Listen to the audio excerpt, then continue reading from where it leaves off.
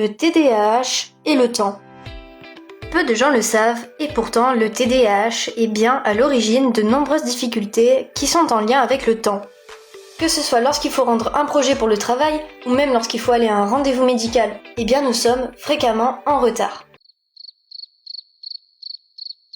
Ou au contraire, trop en avance. Mais qu'est-ce que tu fais?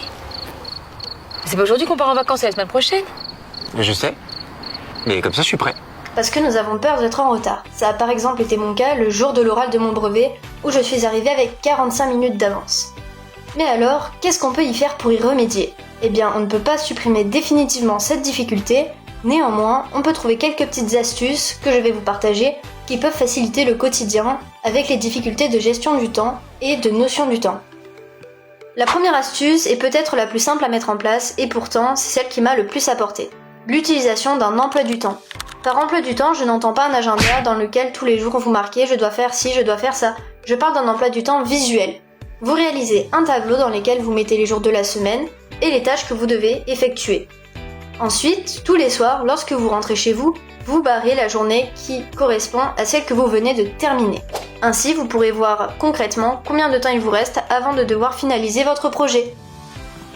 La deuxième astuce, elle est très simple, c'est l'utilisation d'une montre. En effet, je ne me sépare jamais de ma montre. Ce n'est pas une montre à aiguille, c'est une montre avec des chiffres. Et pour moi, ça m'a beaucoup aidé, parce que je peux voir concrètement quelle heure il est et combien de temps il me reste avant de devoir partir à un rendez-vous par exemple.